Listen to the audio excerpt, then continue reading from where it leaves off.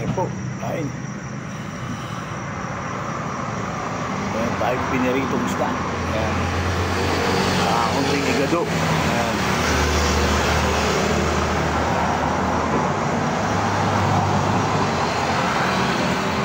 Mausok.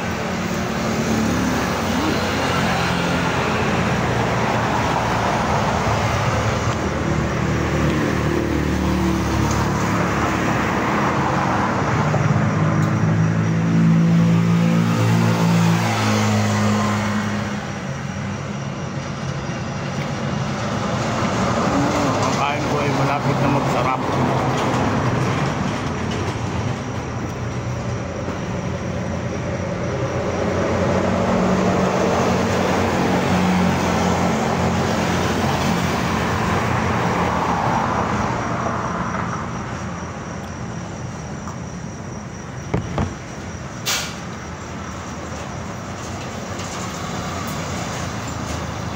Totong. Akala ko hindi luto ang ginakain mo. Luto naman yan. Walang hilaw eh. How much? 1 million.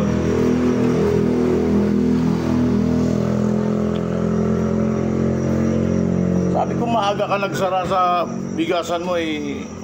Nagbalik lang ako kasi parang hindi ko nasarahan yung lalagyan ng gasol. Hindi nga. Hindi nga. Hindi nga. May pinalikan siya, bayad na bigas. Hindi, ano to, nakalimutan ko tapos nasako lang na lagit dadaklitan ni. Alparparik na ko na. Ang kunari ka pa kapag kabilang gasol tapos ako ko na siya. Ano yung puta? Nakain na. Prito-pritong isda na. Prito, isda. Masiram yan. Kanina doon sa bukid, hilaw na gulay ang kain ko. Hilaw na katuray. Hilaw na ampalaya. Sarap kaya ng lamig ngayon, ano? Oo. Nanunuot.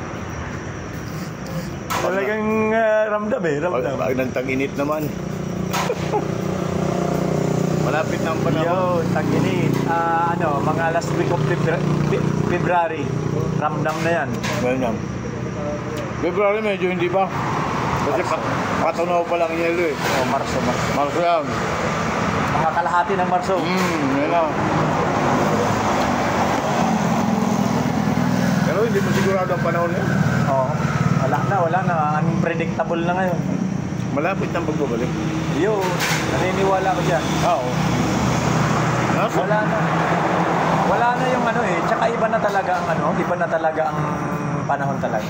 Pati mga tao, iba na. Nakita mo yung kidlat lang, nagpasunog sa Los Angeles. Sa sobrang kasalanan tao. Importante, aware tayo. Parang Sodoma Gomorra. Sodom and Gomorrah. Gomorrah. Yung tao kasi may niwala lang pag gano'n. Pasalamat tayo kasi naging aware tayo dyan.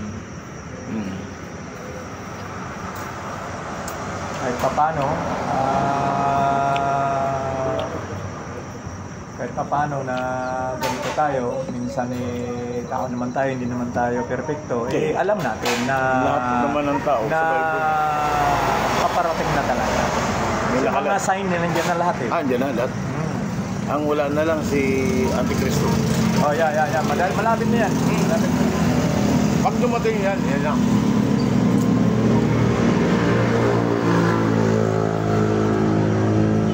Kasi saglit lang pagdating niya. Saglit lang naman siya.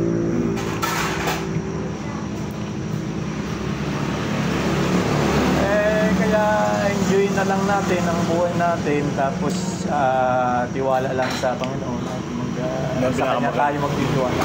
Pinakamaganda maglingkod. Kasi kung problemahin pa natin yan, hindi ka Kristiyano pag gano'n. Na nasa kasulutan naman yan, di ba? Lahat lang. Talagang nakasulat. Maganda. Nakapaganda tayo.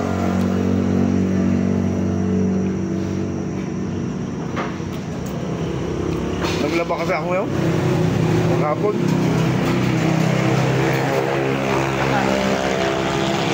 Anong ginagawa ng washing machine. Pag sinalang mo yan, binabad mo ng mga 5 oras, paikutin mo ng 2 beses, bilinaw, tapos. Meron din kasi mga dumi na hindi matanggal.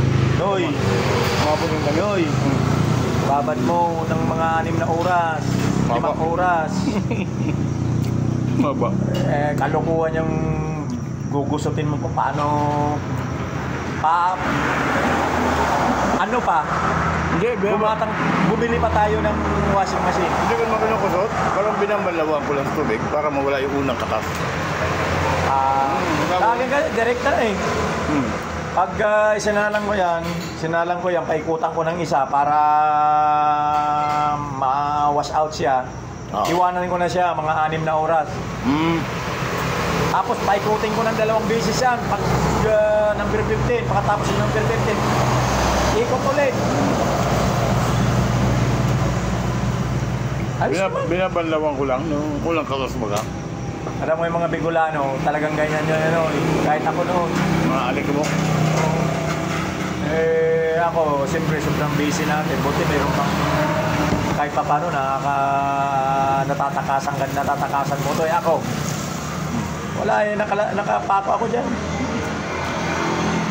Kaya yung ginagawa ko, pa sa umaga, halimbawa sa umaga, pagising ko, babad. Pag sa pag-uwi ko, yung bilnaw na. May schedule nga ako sa Manila next week. Tumawag naman si attorney sa akin. Ay. Si attorney, papatulong.